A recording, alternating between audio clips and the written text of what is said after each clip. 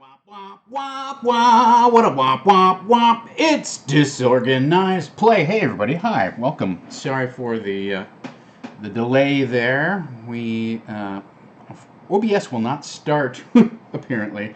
Will not interrupt a VOD cast that's streaming. So we're just trying this new VOD feature where we can replay shows that we have previously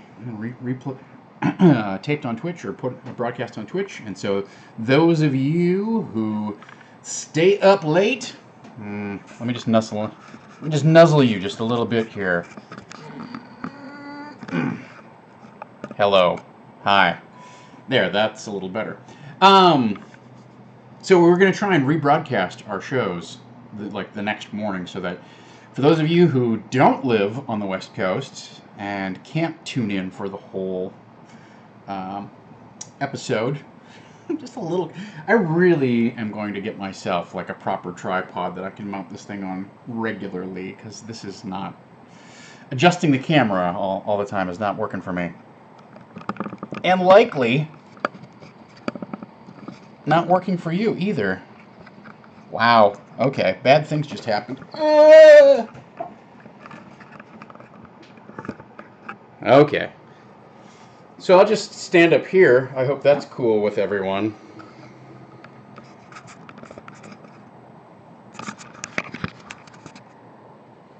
God. That's not good. Almost there. Hang on.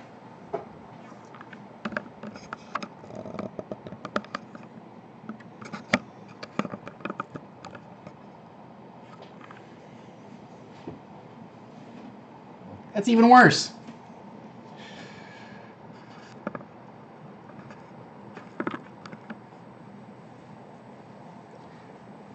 I had it set up, and it went all cocked on me. All right. Yeah, there's physical comedy for you. All right. So, we have several things that we're going to talk about today, but we're going to, focus on yesterday's session. I thought it was a terrific session myself. That was my semi-professional opinion. It was better before I fixed it. I'll come in a little closer.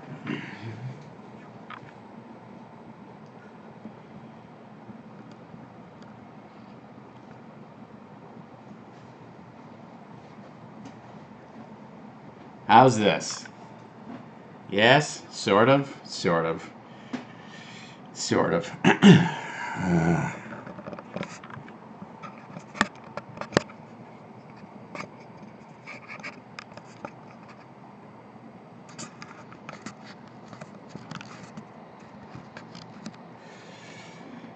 Wow. All right, now you get...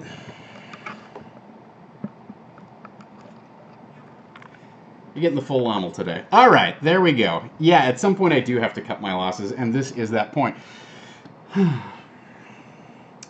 So, things we're going to talk about today. We're going to talk about integrating the dungeon. We didn't get a chance to talk on Tuesday.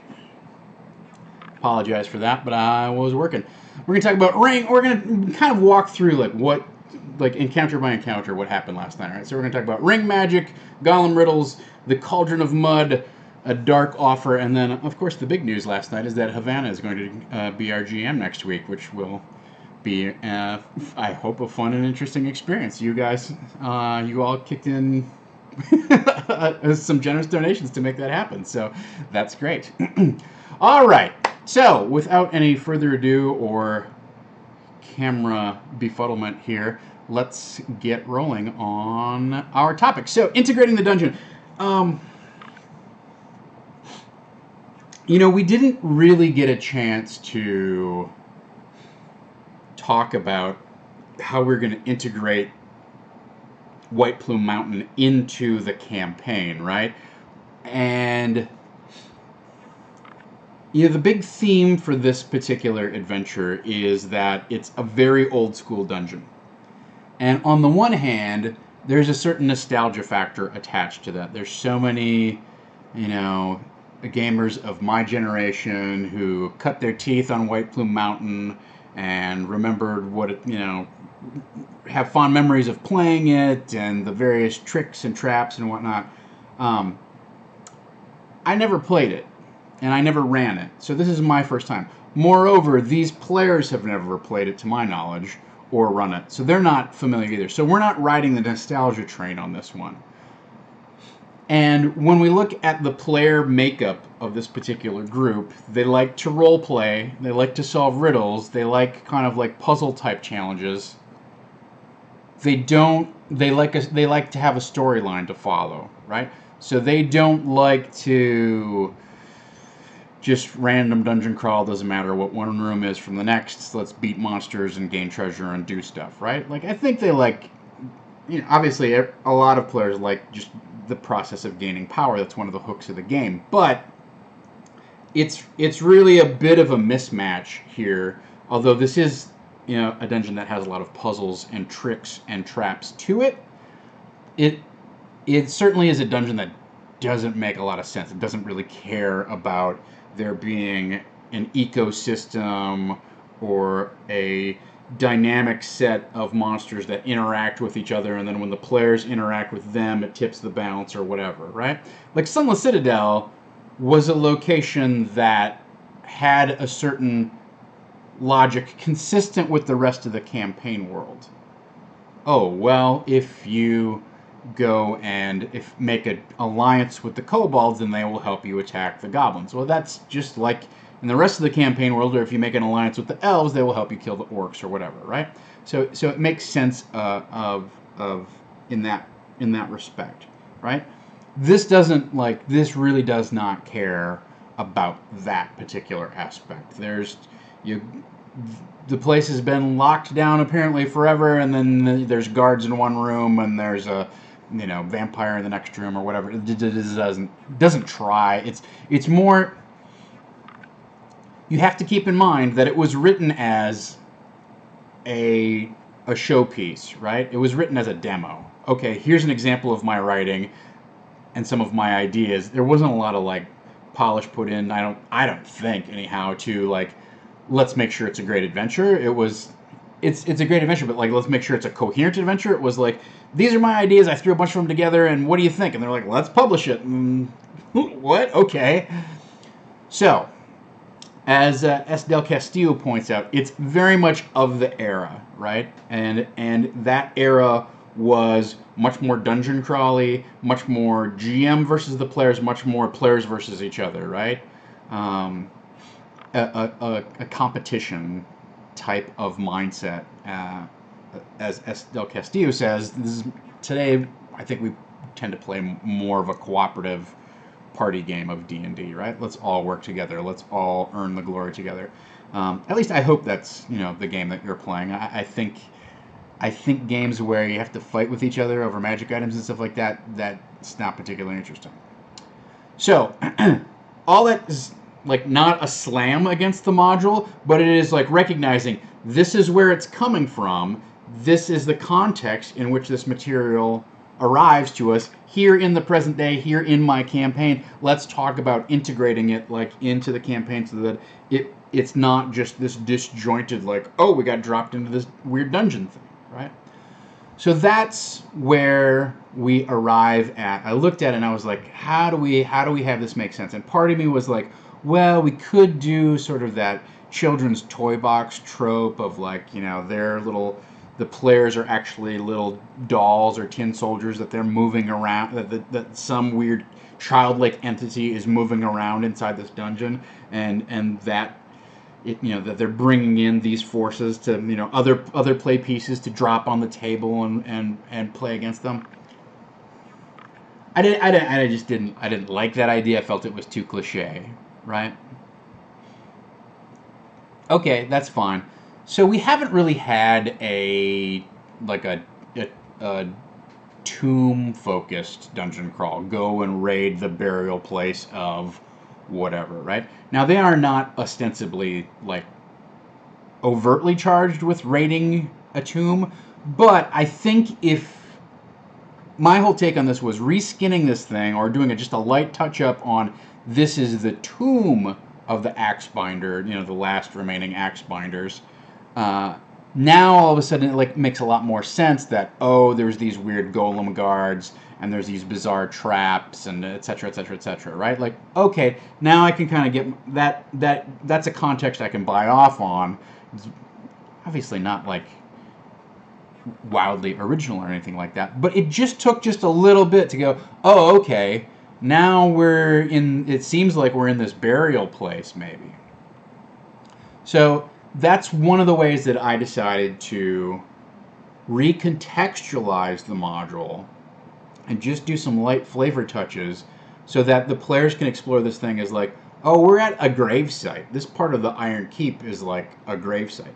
It also brings up the idea that maybe when a particular lord of the Iron Keep, when they die, their portion of the keep turns into their burial vault as opposed to being like continuing to be the living dynamic residence that it was, right?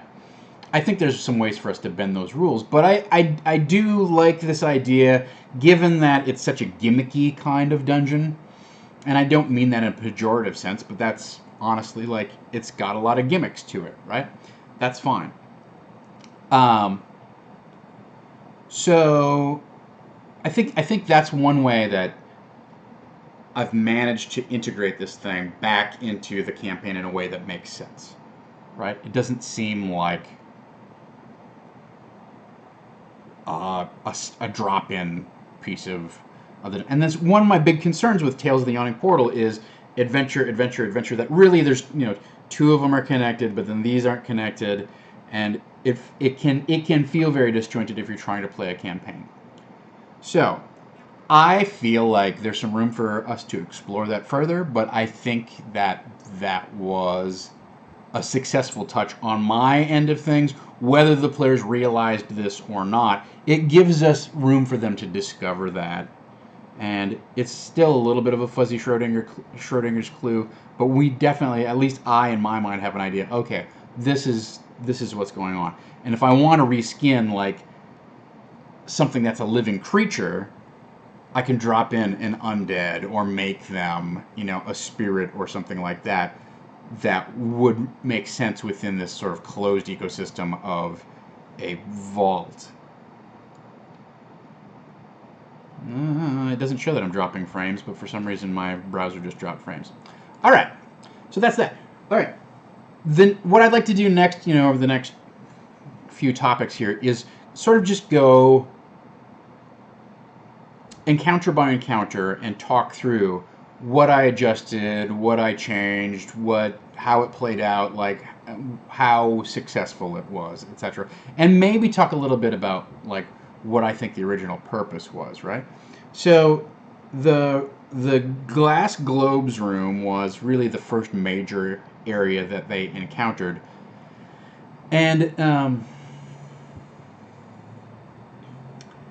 this room is super old school, right? There's the door that slams shut behind you, and you can't open it no matter what. No non-magical means.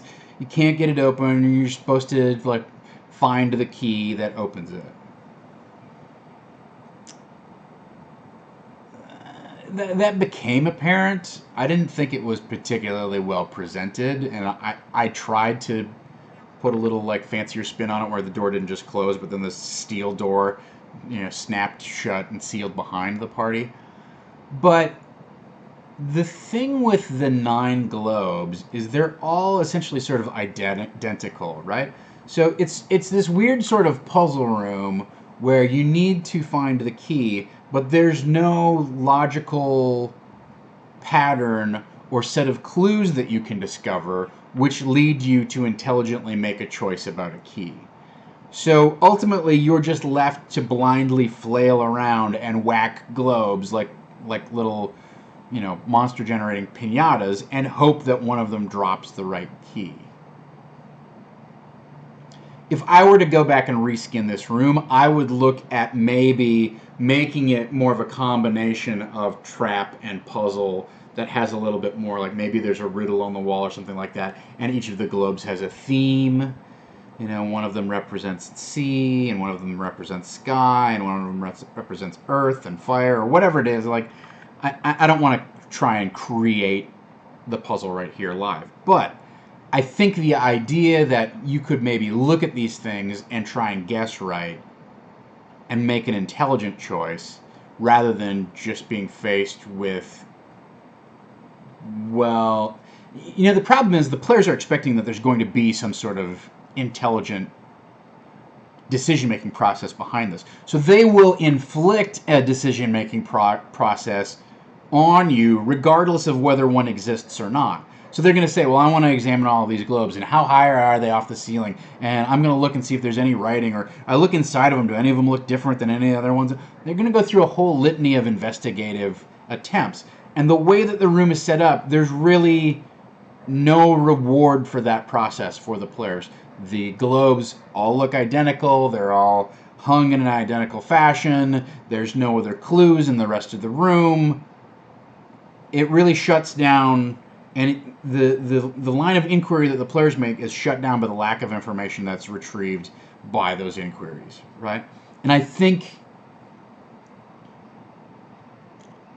like, that's a trap. That's fine, but I think it would be more successful as a puzzle and a trap, as opposed to just a straight up trap where the players are going to waste 5 minutes trying to investigate whether they can apply any logic to this thing, and then they go, oh, okay, I don't know, I give up, and they just start whacking globes at random.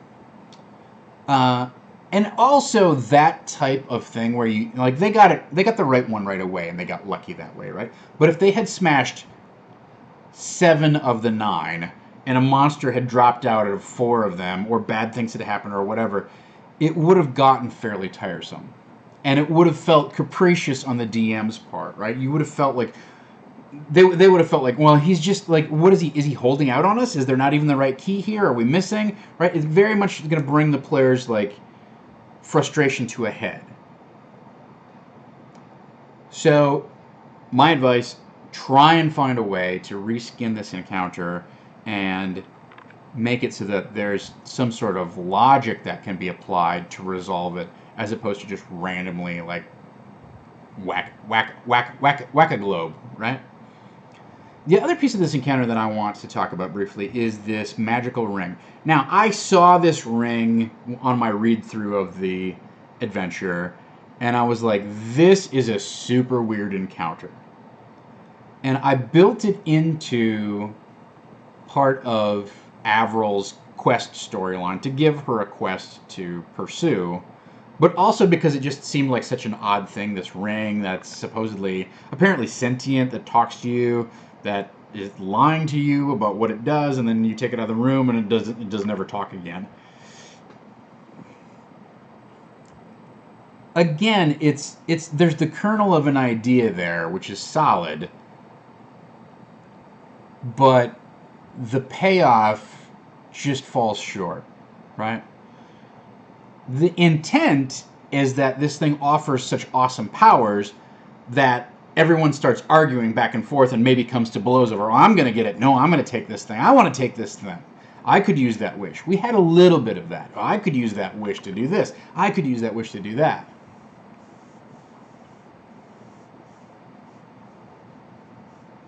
Just not very fulfilling, right? I think that sort of dynamic of, I'm here to get the best stuff for myself, and if we have to roll, or if it comes to blows with the other party members, fine. I'm gonna, juice my character as much as possible. That's a very particular player mindset, and I don't think it translates particularly well for my players. It might work well for yours, but it just didn't resonate with my party, right? So I think there's still some room for this thing to sort of come back to life and start making other promises or what have you, but I think it's more interesting. I think the ring is more interesting as like a novelty that the Thieves Guild is interested in, rather than than something that once you take it out of the room, it dies. And point of order, like some of the powers work in the room, but then once you leave the room, they just shut down. Even if you go back into the room and try and use them again, they don't work.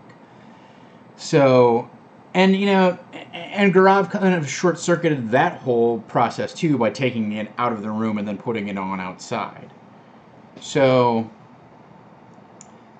it's got such a weird set of circumstances and specifications attached to it that it would also be something that I would reskin it. It feels like a much better campaign hook in terms of I will offer you power that actually works, but I will also drain you of 5 hit points every morning at dawn or something like that.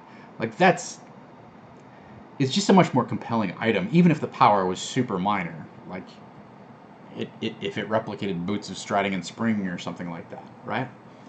So if you're going to run this room, I recommend that as well. I recommend looking at that and going, this may not be the fierce role-playing, party insurgency type of inter-party warfare inspiring type of encounter that it was intended to be 40 years ago or whatever it was, right?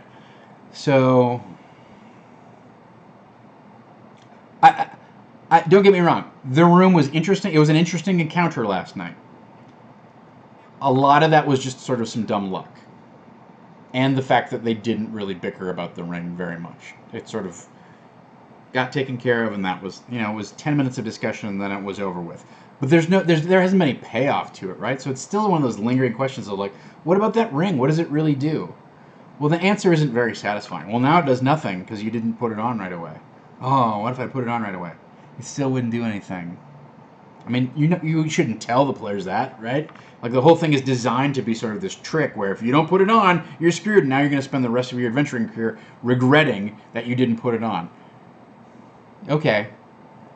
I would be very careful of deliberately inserting trick encounters that are really just designed to make your players feel bad for the rest of their adventuring career.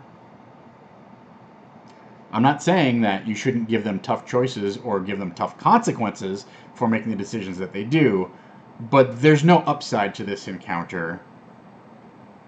There's no right answer, and there's no way that it really pays off in a satisfying way for anybody involved, as written, right?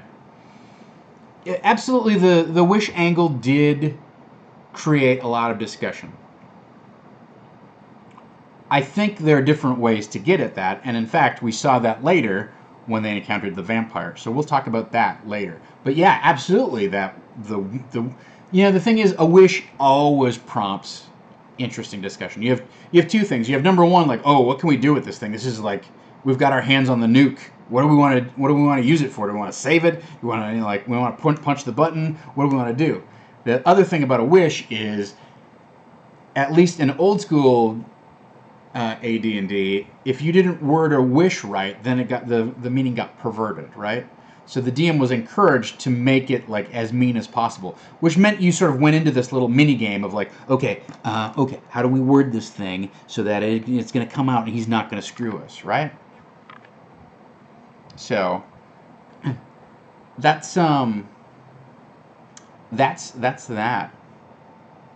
Yeah, they all have as Dom points out, they all have a storyline and a specific narrative that they're each pursuing for the most part, right? Avril's is a little fuzzy, and she sort of has gotten the ring that she needed for her mission. So I like to kind of like tune things for her a little bit more. So, all right, that was the ring encounter. The golem riddles. I looked at this encounter, and that encounter does not age well just by virtue of the fact that the riddle is so straightforward and easy, right? I spent 15-20 minutes doing some research on riddles on the internet, and I came up with whatever it was, 5-6 riddles that I thought were all interesting and fun, but not too hard. And that was a fun encounter. That was challenging for them, but not too hard. They were kind of scratching their heads, but not frustrated. I thought that encounter went very well. It's not hard to brush up an encounter like that, and the fact that they didn't get the last one, it was a little bit trickier. Fine, it worked out. You know, they didn't need that flesh golem following them around, but it's that felt solid to me. Like, let's not make this. I guess if you're looking pacing wise and you're like, oh, we want to keep moving, we want to get on. Great, you could keep it as written. As written, it's a very, very simple riddle. Maybe it was novel back in 1970, whatever, but it's one of those things that can stand to have a very easy brush up here in 2017. The Cauldron of Mud was the next major. There's the weird turnstile thing, but one thing we discovered from the turnstile thing, actually we discovered this much earlier when the door dropped, was that Grayson is just going to destroy any barrier that you put in his way. If you want to have a big, metal turnstile that somehow funnels the party into a particular... He wants to use that sword. He's going to destroy stuff, right? So, that was a learning experience. Oh, okay, yeah, you're going to, go hard with this sword. That's fine. That's cool. The Cauldron of Mud, as written in the update, in Tales of the Yawning Portal, it's a lot of DC 15 athletics checks. DC 15 is kind of tricky. Now, one thing to keep in mind is that it's written for 8th level characters, right? 8th level characters, their proficiency bonus should be at least +3. And they probably have another ability score increased. So you got to figure that their strength, is going to be at least a +2, and their proficiency bonus is going to be a +3. So they probably have, a decent athletics check. Just depends whether they're skilled in athletics or not, right? But so the party, our party, is a little bit underpowered for this. That's fine. I mean, I don't think they're having problems. And in fact, I was thinking about this earlier today, which is okay, we're really sort of going for more of a milestone XP rewards, and we're kind of I like to kind of feel that sweet spot of every 4 to 5 sessions players level up. Players love XP because they want to know how close they are to leveling. And I think part of it is the attitude that you have to engender with your players, which is they're always going to assume that they're a little bit behind the power curve, that they could, have a little bit more power in order to address things. They're always going to crave a little bit more power. But if you tell them you're going to, you'll level up when you need more power, you're the right level for what you are now, then I think maybe they'll get a little more accepting of oh, okay, we're not tracking XP, I don't really care. I'm going to trust the DM that the challenges are appropriate to our power level. I don't know, something to think about, right? That whole idea that you are the right level of power for what you need to be right now. I don't know how well players will bite off on that, but it's an interesting way of at least positioning, especially milestone XP. If you're not going to dole out exact XP, and I hate tracking XP. I don't like doing that part of the bookkeeping. That's my personal DM style. All right. The thing about the Cauldron of Mud is that it is a lot of checks. There's 9 of these discs, and technically you probably have to make 10 checks because you got to go from the last disc over to the ledge. The cauldron, the geysers of mud make for an interesting obstacle, and I think this encounter has a lot of high fantasy evocative elements to it, right? The swinging platforms that wiggle and woggle around that are suspended from chains, the boiling mud below, the fact that the geysers flume up and then cake down and run down the slime of the walls. That is a fascinating location, right? It would almost be great to hang more platforms and have some sort of combat over this boiling mud. And just the whole idea itself of boiling mud as opposed to, I think somebody, like, I think Havana said this, like, it could have just been lava, but it's boiling mud. Yeah, way more compelling, right? Lava is cliche. Boiling mud, wow, what is going on? So I think there's a lot of interesting, fantastic elements. We had Thawne actually do all of the checks, and that part of it was compelling, right? Especially with, rather than tracking time, I'm just, calling for a number. Give me a number between 1 and 6. Give me 2 numbers between 1 and 6.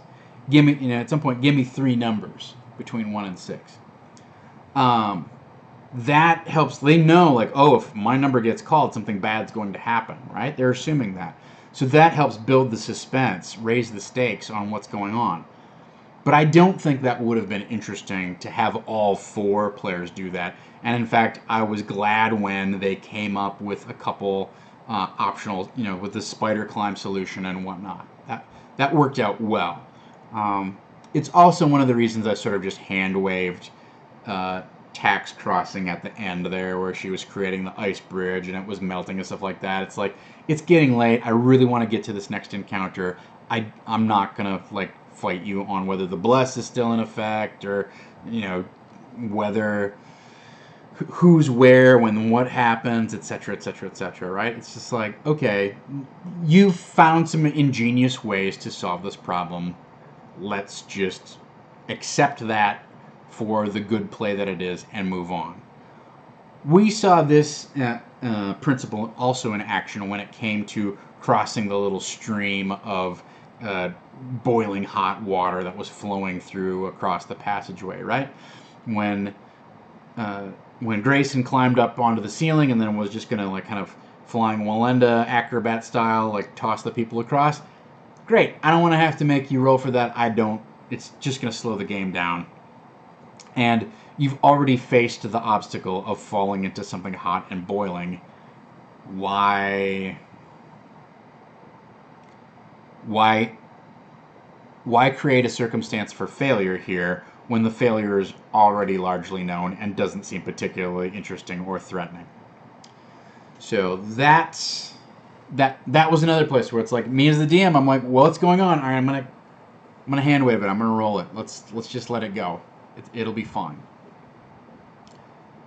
So that was that. I think it's a good principle to just reward the players for good play, right? Oh, okay, you came up with a good idea. Depending upon where you're at in your session, you're allowed to just go, great, brilliant idea, let's move on.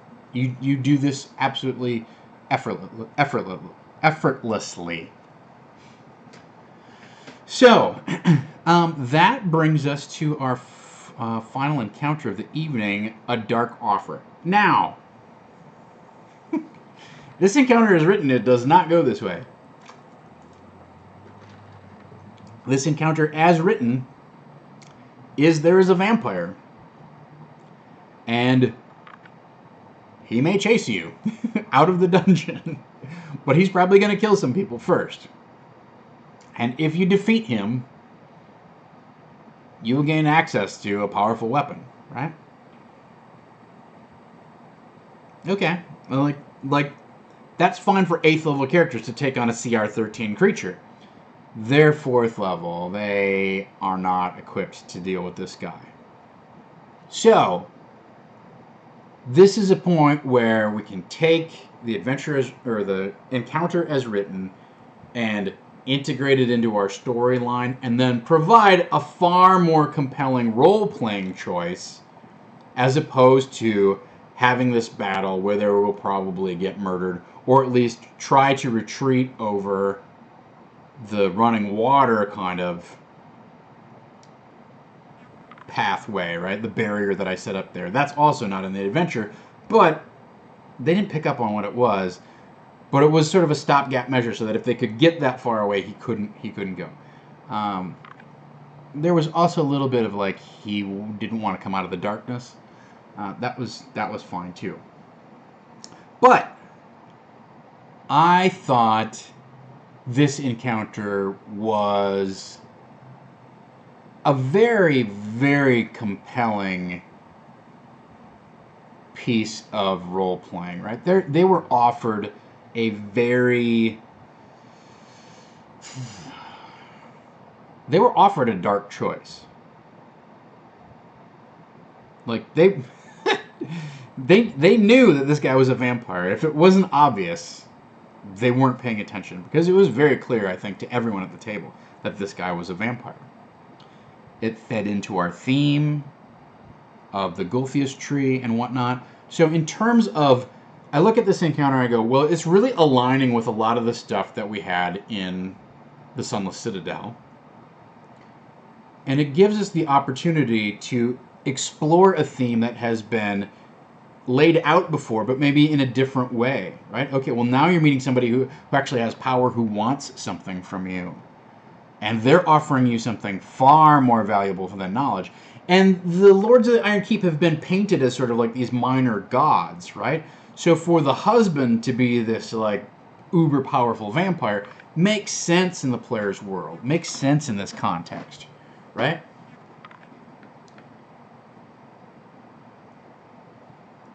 I was fairly surprised that Thawne took up that offer. You know, he's a lawful good character. He's got strong motivation. He wants his father back. But I thought the lawful good ethos would play out over accepting this dark bargain, right? I suspected that Amy would probably accept it. Her character is much more willing to negotiate with infernal forces. So I suspected, I didn't assume, but I expected that she would at least entertain it and probably accept it, right? So I was a little surprised. I haven't quite decided how all of this stuff is going to play out, because I think it needs to be paid off. The question is it going to be paid off in the classic, like, you know, you make a wish with the genie and the genie screws you on it, that type of situation? Or is it going to play out like, okay, well, they actually get what they want, that their wish is fulfilled, but then there's some other ancillary dark consequence to what's happening, or as a result of their cooperation, right? And I'm not entirely sure how that'll be a topic probably for another Disorganized play, or one of our prep sessions, or at least something that we're going to have to address. We've got to put that on our plot radar. Okay, here's what it was. Here's what happened. How can we integrate this vampire back into? Now, the other thing that we have to consider is it wasn't known that he was a vampire. Maybe now we can fill in some of that backstory in one of the other tombs, right? We've got the tragic loss of their child, which has never been explained. James V, welcome to the stream. We've got. I kind of switched him up. We've got Hargat's tomb or domicile to actually explore as well. So there's the potential in the rest of the dungeon to kind of address what has become of Bargat and what his angle or motivation might be, etc. Right? So I think there's room to explore that backstory, but I thought it was very interesting. I didn't expect two of the characters to accept that bargain. And also, like, we really got an amazing moment of, like, honest role playing where, Havana, Avril says, I can't go through this with your father again because I already went through it once with my parents. Like, that was an amazingly powerful moment. And the whole scenario of, are they going to tempt fate or are they not going to tempt fate, etc. Are they going to pick up this offer, not pick up this offer? I thought it really was a test of conscience for the characters, and it was interesting to see who was willing to step into the shadow and who was not, right? What would I have offered Avril, right? I wrote it down. I think let me look at my notes and see what it was going to be.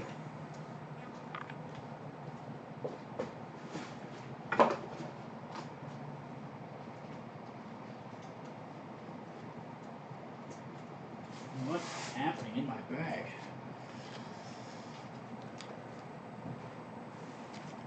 Avril was definitely sort of like the trickier one, right?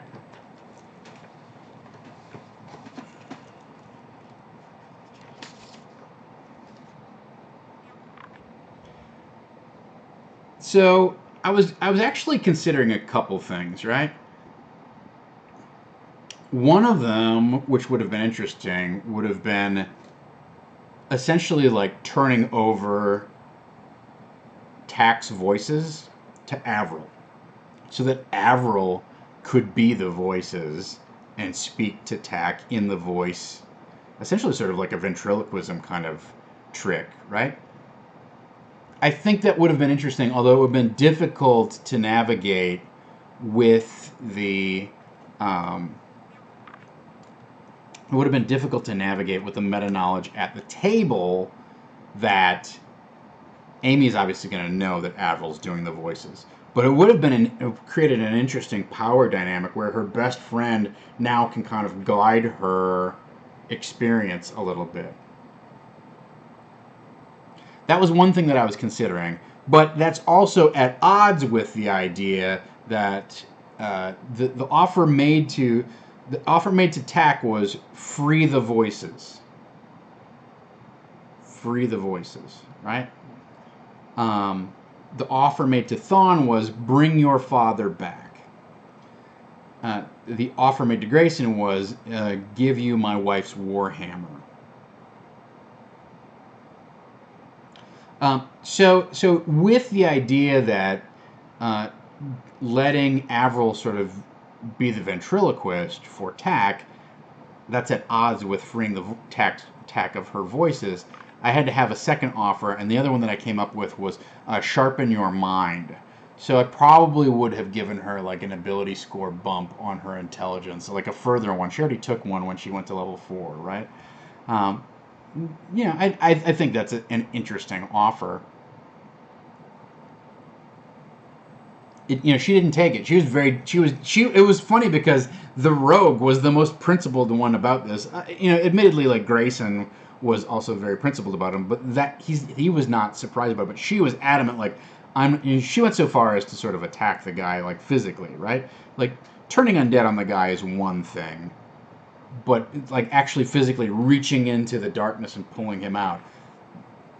She arguably took the high ground out of anyone. She took the most principled moral stand. So that was an interesting offer on the table there. So I really feel like this particular encounter ran a lot better as it was presented last night, as opposed to sort of the nefarious combat ambush that's supposed that it seems to be intended for, right? Like I'm guarding treasure and you have to defeat me in order to in order to gain the magic MacGuffin, whatever it is. So I thought that was a moment where we changed the rules, and we certainly stepped way outside the bounds of what that NPC is supposed to be able to do, right? He's not supposed to be able to grant wishes. But we just dialed up the fantasy, right? Not just to 11, but we dialed it up to 13, where he is this like ancient, not omnipotent, but certainly incredibly powerful entity who's offering them a bargain. Well, those are those moments of high fantasy that you've got that are gonna like make players sit back. Whereas if it was just a straight combat ambush type of scenario, they'd have been like,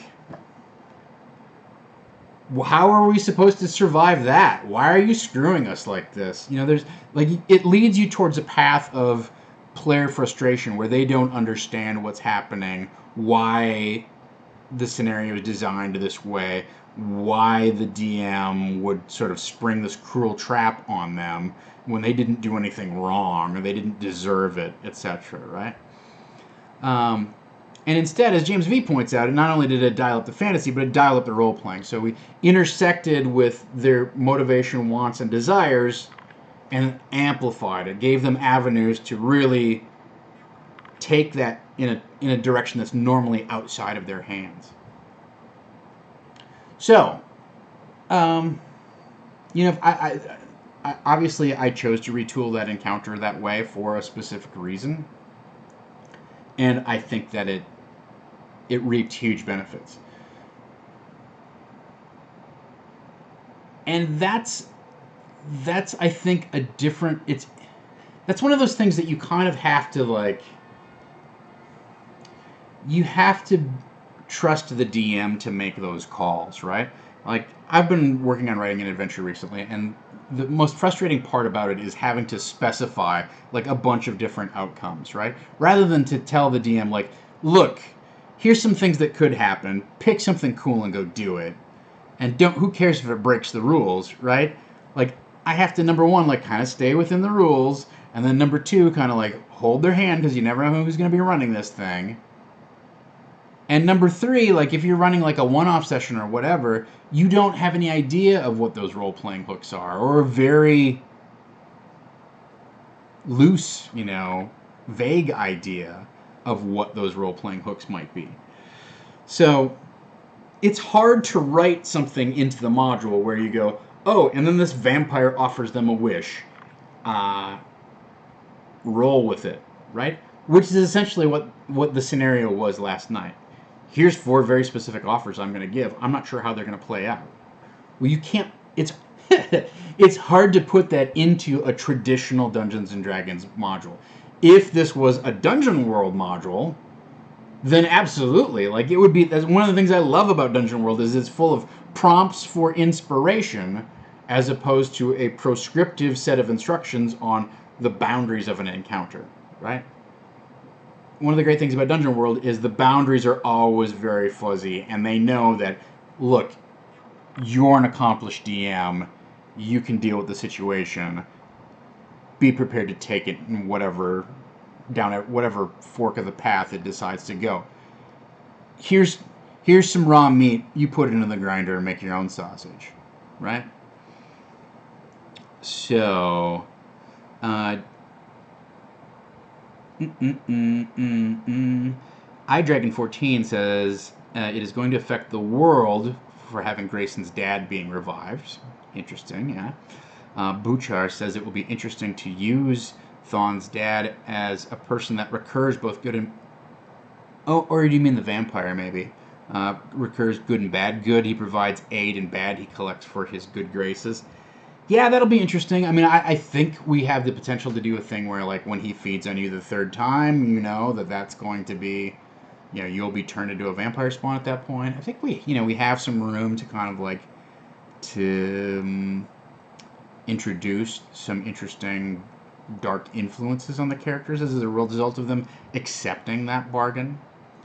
As James V points out, what's Thon's mom going to think about this whole situation? I mean, we haven't gotten there. I'll be honest. As I said earlier, I'm not sure whether this plays out as a foolish decision, 100%, with tragic consequences, or there's some good, some bad kind of. There's a mixture. It's a mixed result. Sound familiar? Or if it's a good outcome that doesn't have a lot of consequences to it, right? Again, looking at our spread of best possible thing that could happen for the players, complication, setback, right? Those, when we're developing our prep planning, when we're developing our plans for the next session, always looking at our outcomes, our potential outcomes, best possible outcome, a complicated, mixed result, a setback for the players. And I'm not 100% sure, like, bringing Thon's dad back, what that means. Freeing the voices, I mean, I have some ideas about where that can go. And and you know that's fine. Like I see it as sort of like a mixed result. I think it's going to have like darker implications down the road, but I also see it as like a chance for Tack to come to some sort of like acceptance of her inherent power and ability to uh, assume command of her powers, right? So, which is kind of two different things, but like she's always kind of like trying to invoke these voices and understand it. And it's always felt like she's been a puppet of the voices, or at least she's been beholden to them. And I'd like to see that character flip a little bit so that she's more in control. It's for one thing, it's causing some intra-party like friction because the players are like, oh, she's talking to the weird ghost people again, and we don't really trust them. So there was a number of different things I was trying to address, both from a meta play point of view and also kind of character development arc, and then also on top of that, in terms of campaign development, um, with freeing her voices. That really was kind of like the main kernel of that encounter was like, let's do something to change the dynamic with her struggling with these voices, because it felt like it was in this like place of stasis where it kept returning to, okay, well now I've got to play with my toy. No, I'm fine. I'm gonna play with my. And I wanted to see that character like grapple with that issue in a different way. So, talking a little bit about resurrection in the chat, and the people say,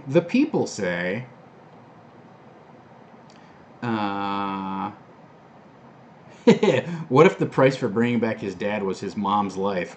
Ooh, yeah, that's harsh. That's an interesting proposal. I don't know. Getting resurrected by a vampire almost begs for some bad to come with it. Yeah, absolutely. I mean, I don't think there can be a 100% good result for the party, right? Or there can be a good result for the party, but it has negative implications for a bunch of people that they're attached, not necessarily even directly attached to, but like it could have a bunch of negative implications for the greater campaign world, right? So just to lift the curtain a little bit, looking ahead at our schedule, the way that they've been playing White Plume Mountain, there's 3 forks in the dungeon, right? There's the 3 burial tombs that we've established now, and there's Hargat and Bargad, and then the kid, whatever the kid's name is, we don't know. But they dispatched 1 fork last session, right?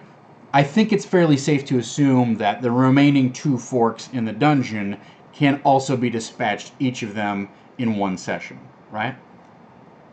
But if we look at the calendar, next week is a one-shot. The week after that is Gen Con, so we'll be off for that. And then we come back, and it's going to be August, whatever it is. And we'll have basically like 2 sessions or so. And then on September 8th, Tomb of Annihilation comes out, right? So, most likely, doing our campaign planning here, we will finish White Plume Mountain and then transition into Tomb of Annihilation. That's my goal. I think Tomb of Annihilation is much more sandboxy and gives them some open storylines to pursue, etc., etc., etc., right? I think it's more suited to their style of play. I think they'll have a lot of fun with it. That being said, it doesn't hurt to start laying the groundwork for some of the major campaign themes in Tomb of Annihilation. And spoiler alert for Tomb of Annihilation, this has been revealed on their stream and whatnot, but there's some funky things going on with resurrecting the dead, right? Or with people dying. Like, the dead don't stay dead, they come back as zombies and whatnot, right?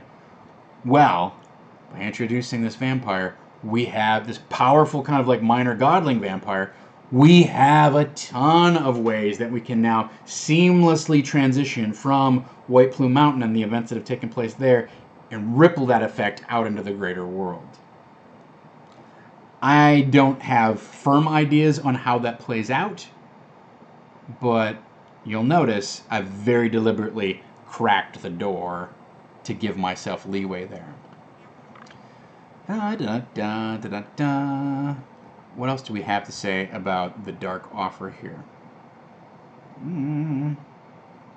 Yeah, so there's some suggestions here. Maybe Thon's dad is mad that he's been brought back, or he's a jerk or whatever. Yeah. So, I don't think. Yeah, we're not gonna go to Tomb of Horrors. We're certainly not gonna play Tomb of Horrors. I don't have a lot of interest in that. Maybe we'll do it as a one shot with a stack of character sheets and like, here you go. I hate to say it, Tomb of Horrors is another one of those classic AD&D modules that I have never played and I have never run. And so many people have so many fond memories of it that it's hard for me to play to find the motivation to sit in on that game. If it was everybody was newbies or whatever, I might consider it. But I also I feel like I know a lot of the tricks, just you absorb them by osmosis in the nerdosphere, right? So I have a hard time getting excited about that. That's fine. We got plenty of stuff to move on to. So, yeah. All right. So that's the result of the dark offer. That's sort of our that brings us to a. Shadzar says Tomb of Horrors first came at a con in '73 as a tournament module. It's not an AD&D module. Yeah. And I agree with S. Del Castillo that it might be fun to play Tomb of Horrors as a funnel, right? But Tomb of Annihilation is the sequel to Tomb of Horrors.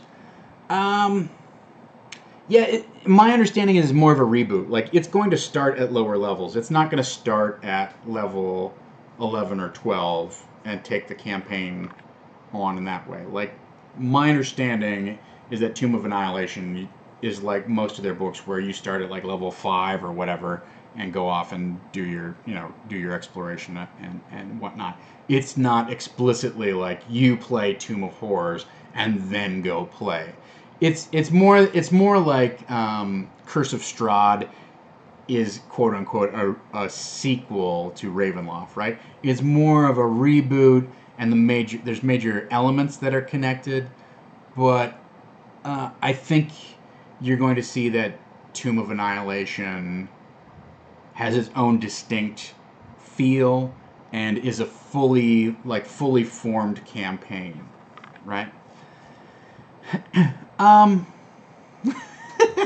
It is a spiritual successor to Tomb of Horrors, yes, but it is not. It is not.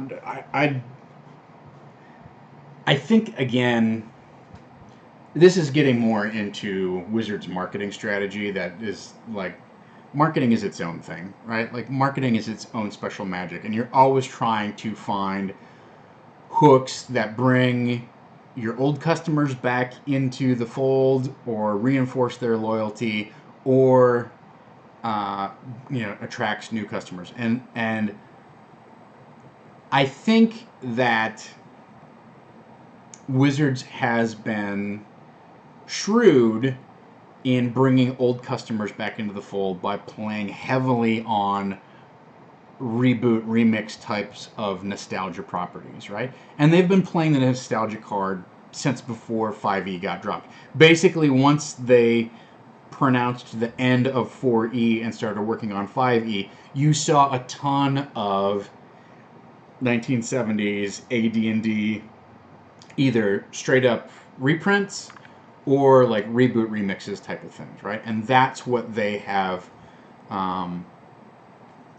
founded their whole product strategy on, right? And this is not surprising, right? Like, 3rd edition totally did that as well, where they straight up like, we're not going to rename monster books, we're going to call it the Monster Manual. It's going to be called the Fiend Folio. It's going to be the Fiend Folio 2, right? Etc., etc., etc. So that stuff that it's not some new sudden change in direction for 5th edition, but it is the direction that they have chosen. But they have to offer something new, right? It's not just enough to say, well, hey guys, you love the Tomb of Horrors. Guess what? We've updated it for 5th edition. That's essentially sort of like what they did here with Tales from the Yawning Portal. But in my opinion, Tales of the Yawning Portal is more of kind of like a get you by kind of product, right? From their big 256-page epic. They're really campaigns, right? The campaign books that they release. There's not really a great way to play all of Curse of Strahd and then pick up Storm King's Thunder and play all of Storm King's Thunder. There's two separate. They're event books, right? So I think you should expect something similar with Tomb of Annihilation, where it will be a campaign book that goes from 5 to whatever. Who knows where it's going to start? But I would not expect it to be a 256-page mega dungeon that's a direct sequel to Tomb of Horrors. But Acererak the Lich, they've said, is going to play a role. There's going to be deadly traps and a special hard mode that you play on, etc., etc., etc. So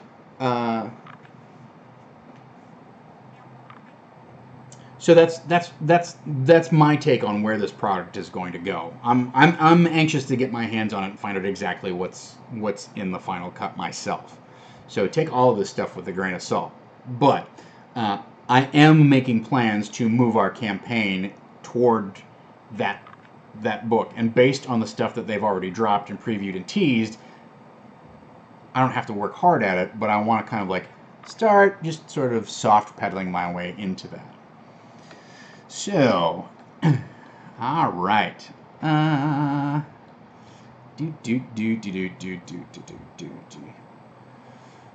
right. So we're having a nice discussion in chat over what the One True Edition is that everybody cut their teeth on, which is fine. I mean, I will say, like,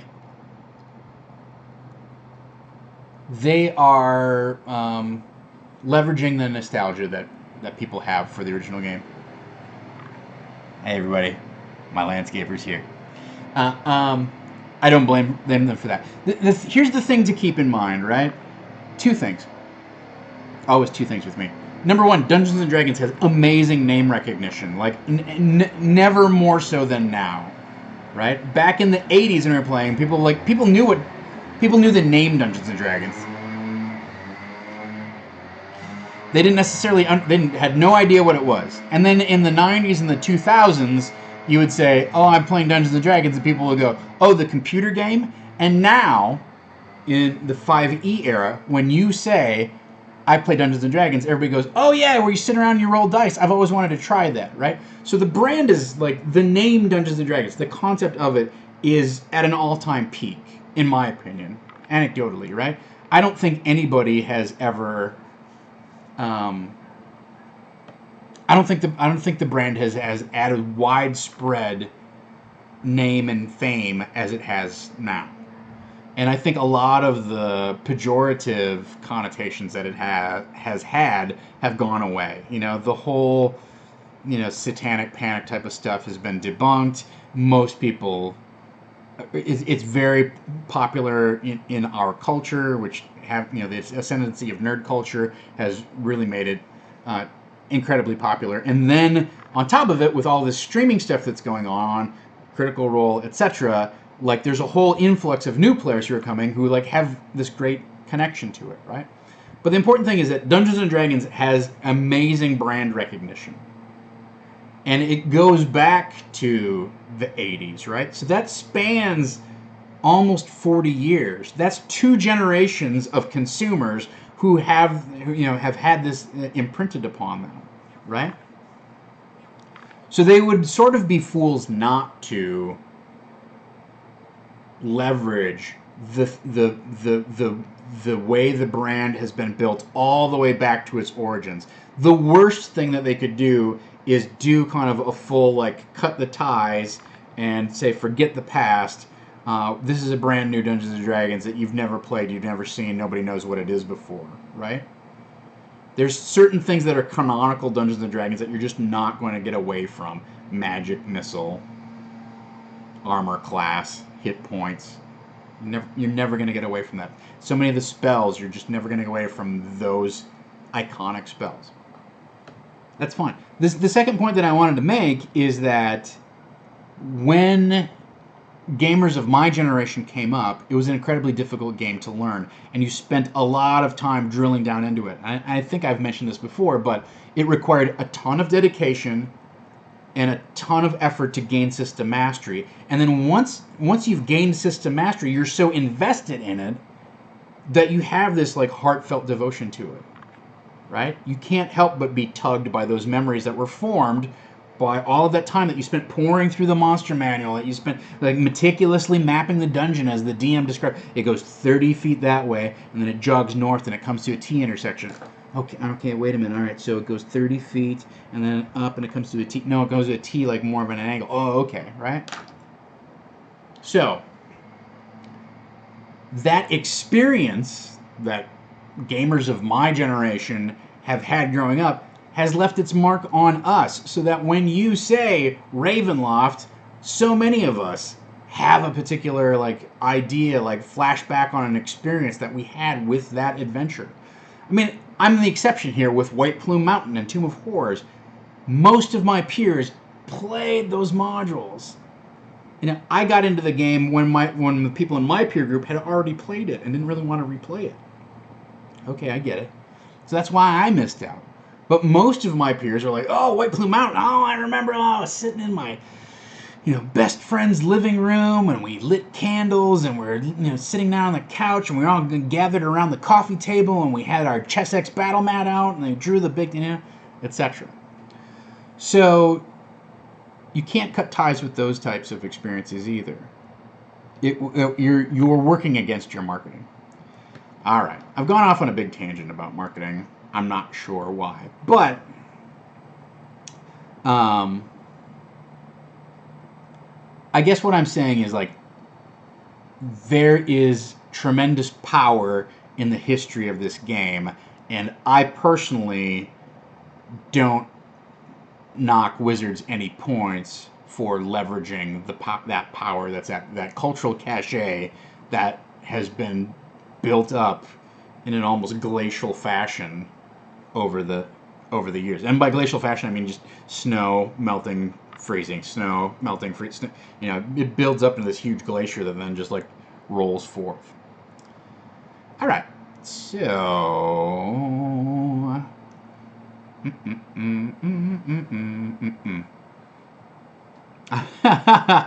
all I ever played was Dark Sun and Planescape. Played 1 or 2 sessions of Spelljammer and cut my teeth on Robotech. That's all good. That's all good. Yeah. We can walk down like my first game. We can do that as like a side trek discussion sometime when we have a little extra room, when I don't have to take care of some other business here. So just for the record, my first RPG was Star Frontiers.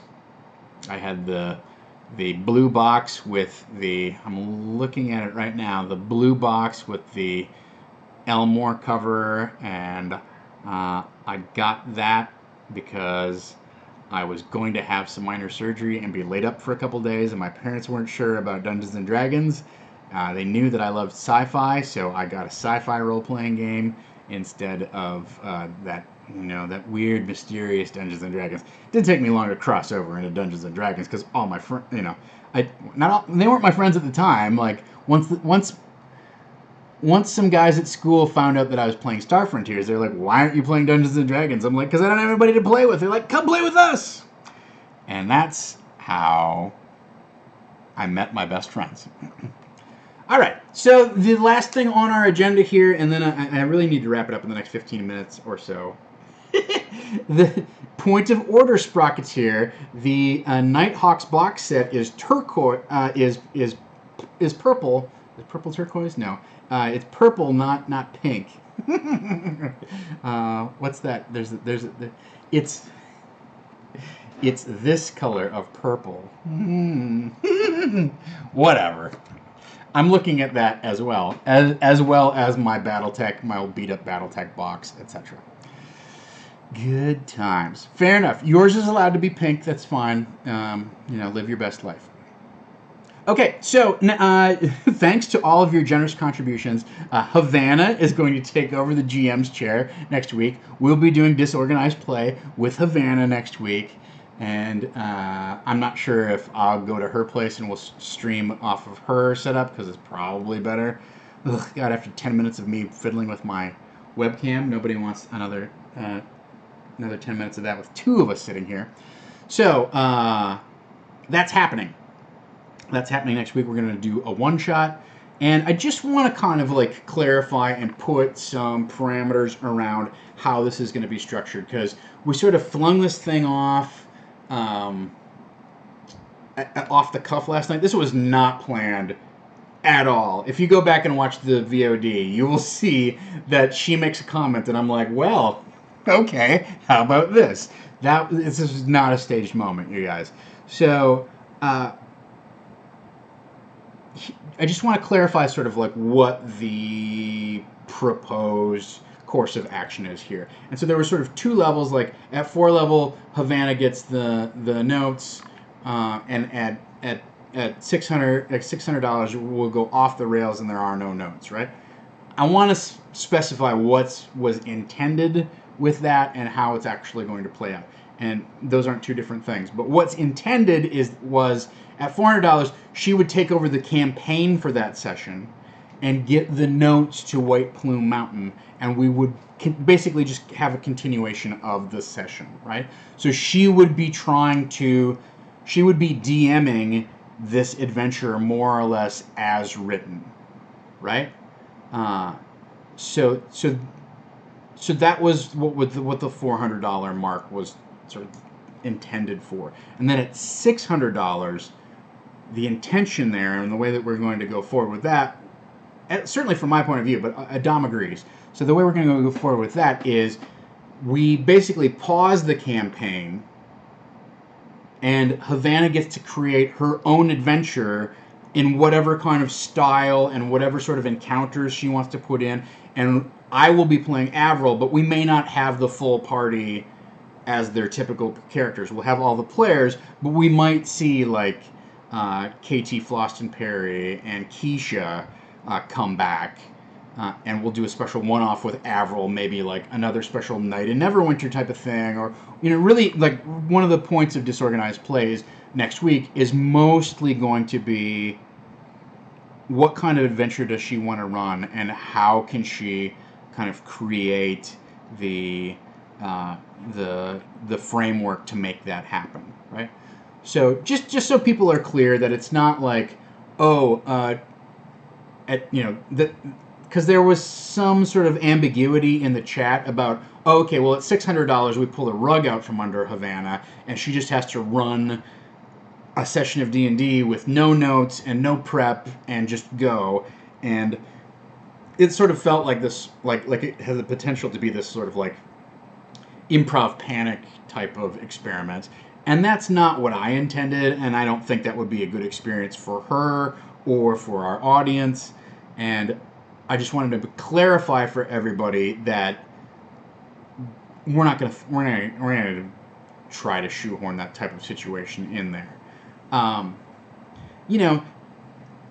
We can talk about having a session like that. Like, I'm obviously happy to do a rug pulled out from under us. Okay, tonight the storyline is out the window, and we're going to take 3 suggestions from chat and kind of like Iron DM style cook up an adventure on the spot. I'm willing to do that, but I've been DMing for 30 years, you guys. So we can have that type of experiment. I'm not gonna put Havana in that situation, especially her first time DMing. No, it's not cool, not fair, right? And I appreciate everybody chiming in. Like, that's not what we intended. That's not what we meant. I'm glad we're on the same page.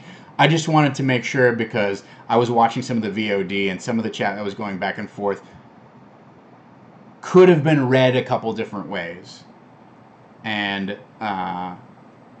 that's fine. And like I said, it was an off the cuff kind of thing, and we all got excited in the moment. So I just wanted to like zero in and clarify, make sure that we're all on the same page about it. So, yeah. I mean, technically it's 33 years, but you got me, Sprocketeer. You got me beat. I think it would be interesting to run... Matravant makes the point it's kind of impossible to run White Plume Mountain without the notes. Yeah, I have to say, I have been surprised at how easy this module has been to prep.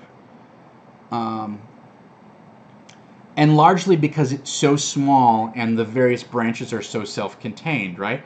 So last night, I mean, the hard part is, last night they're faced with 3 different branches, and I had to read through the whole module of, read through the path for each one, so that, well, if they don't go here, like I had these riddles prepared, but I wasn't sure that they were going to go down that path.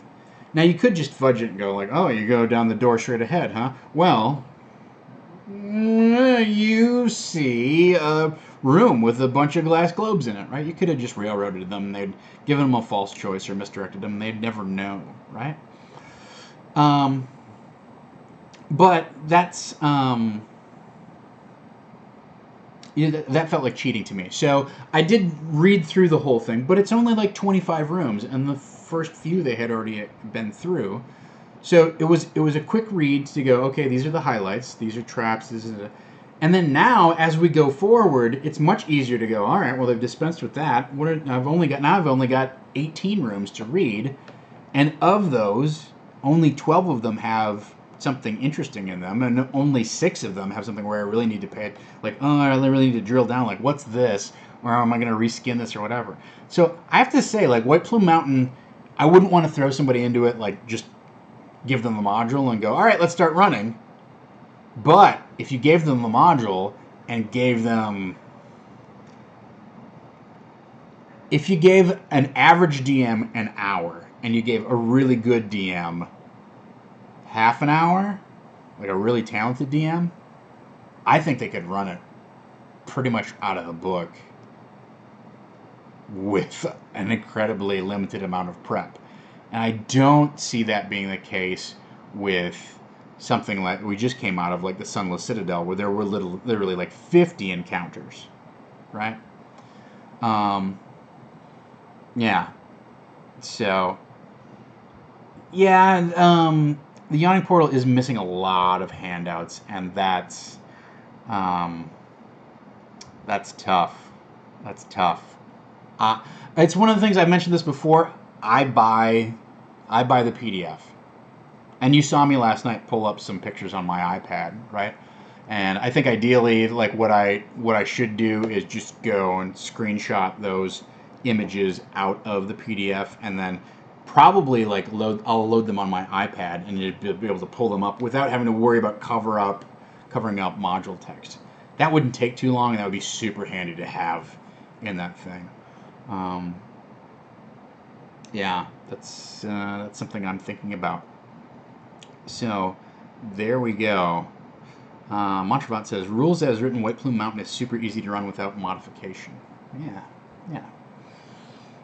I think that the tournament dungeons are somewhat easy that way. I wouldn't want to do it with Shrine of Tomoe-chan or whatever, right? Like, that would be a little bit tricky. Yeah, I buy the original PDF. I use the old handouts and whatnot.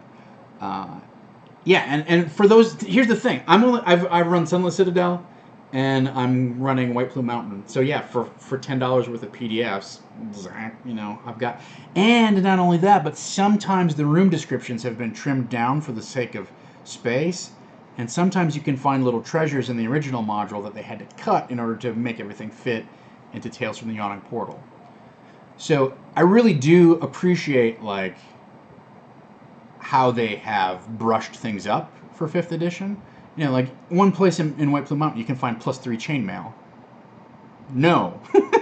No, in the 5e version, it's +1 chainmail. Like they've scaled stuff appropriately, and I don't have to do a lot of conversion in my head. Like I don't know, athletics check, acrobatics check. How about a 13? How about you never know what to do, right?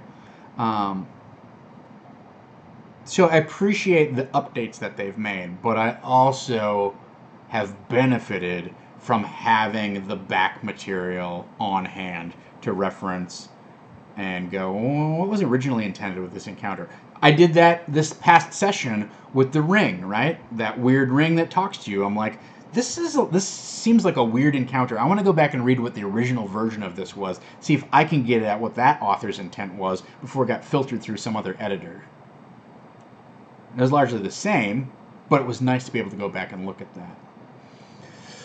All right, so that's the buzz. Well, we could have Dom guest DM, but then I would have to get trained in on how to run all the magic equipment behind the scenes, which I should probably do anyhow.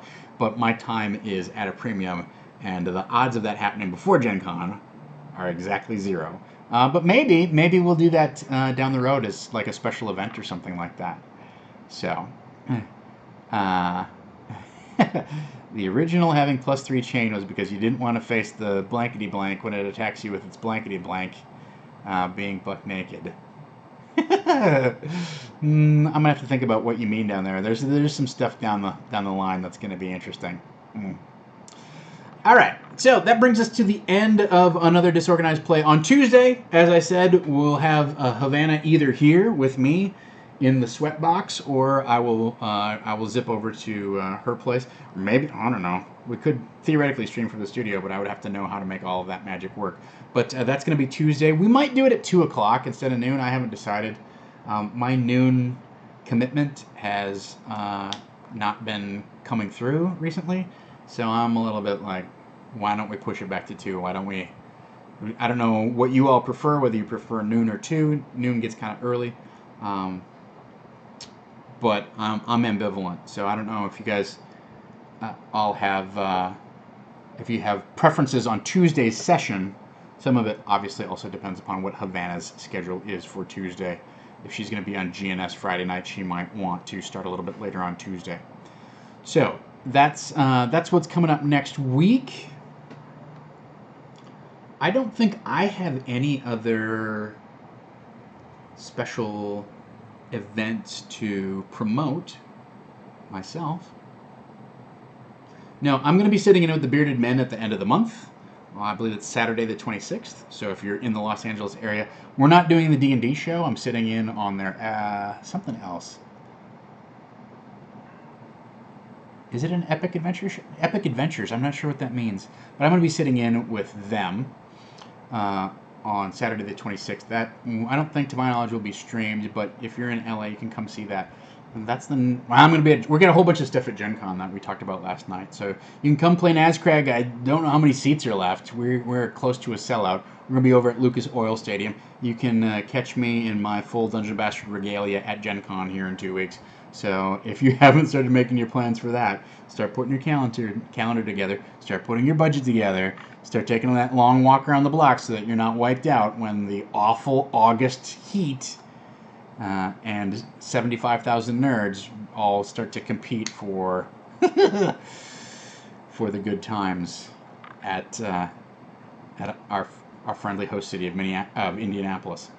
So let's take a look at the calendar for the rest of the week. You may have noticed earlier today that we did a VOD cast, so we basically fired up Twitch and rebroadcast last night's session. We're going to try and start those earlier. What we're going to try and do from here on out is have a replay that starts about 4 hours before each week's show. So like if you can't, so if on Wednesdays at 8 is the regular episode of Iron Keep, Wednesdays at 4 Pacific, we'll start the previous week's episode so you can watch what happened. You can kind of catch up with or refresh yourself on the session that happened.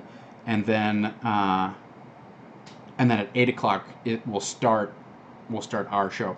We're also going to try and rebroadcast, do a vodcast the next morning. So Thursday mornings starting at 10, so it won't interfere with my show. But Thursday morning starting at 10, do a vodcast so that those of you who live on the East Coast or wherever can actually tune in and watch the replay of the show, even though it's not 100% live. At least you can watch it at a decent hour without like, when is it over? Since we all going, since we're all going, you know, and we know it goes late. It always goes till at least 11:15, right? So that's, you know, take advantage of it if you want. It's there for you. If you don't, obviously there's plenty of other stuff on Twitch to check out, and you can also just VOD our stuff anytime that when it's more suitable for you. But yeah, obviously if you can join us live, that's the best experience. But we understand that there are people who just can't stay up until 2 o'clock in the morning East Coast time, and so we're trying to just get more eyeballs on our product and help build our audience that way. So, what else is going on at the Saving Throw? Let's take a look. So, tonight it's Crit Juice. I'm trying to remember what the bumper for Crit Juice was. I saw it go over on the Twitter, and I missed it. But that's coming up tonight. Tomorrow night at 8 o'clock is Call of Cthulhu Black Bag Vikings with Mr. Wes Otis. And then this weekend you can catch up on the YouTubes with all the back issues, I don't know, all the archived episodes of our various shows, maybe including this one. And usually there's kind of like a week turnaround, right? Yeah. So for those of you who are curious, I shot a small part in a TV show which I can't name on Tuesday. Hopefully I make the cut, and in September you'll be able to see me on a network TV show, which is about all I can say about that. It went very well. It was fun. Had a good time. I'm sorry that I missed you all, but sometimes, you know, sometimes Hollywood calls. Hollywood calls.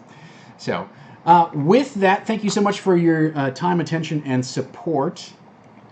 I want to thank everybody who joined me for the chat today. It was a great discussion. I thought it was a great session last night for those of you who were able to join us live. It really, I know it got off to a little bit of a slow start, and we sort of threw a spanner into the works by deciding that we could throw a bonus stretch goal in there that everybody was highly interested in.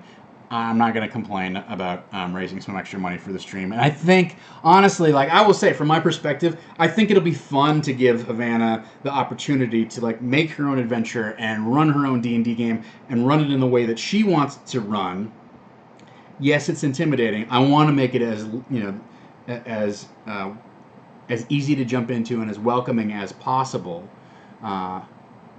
But I'm excited to have her run next week. I don't know that it really entails a lot of less prep on my part, but because I want to help her get her at least like get her a structure of notes or whatever, so that she feels comfortable running her game the way that she wants to run it. I expect it'll be goofy and zany. Good. That's always a little palate cleanser, right? Right before Gen Con. That's fine. We had a really heavy session, so let's play something a little off the beaten path here, a fun one shot. So thank you so much. Thanks to Farquaad and everybody else who moderates our channel. I teach her plot radar. Ugh, that's not going to happen next week. But thank you to all of our regulars, everybody who contributed last night to push us over the top on those stretch goals. That was unexpected and deeply appreciated. So thank you so much. Join us join us tonight for Crit Juice. Join us tomorrow for Call of Cthulhu Black Bag. And until next time, hey, let's dungeon! 185 times in a row I have clicked that button without fail. Without fail, I say.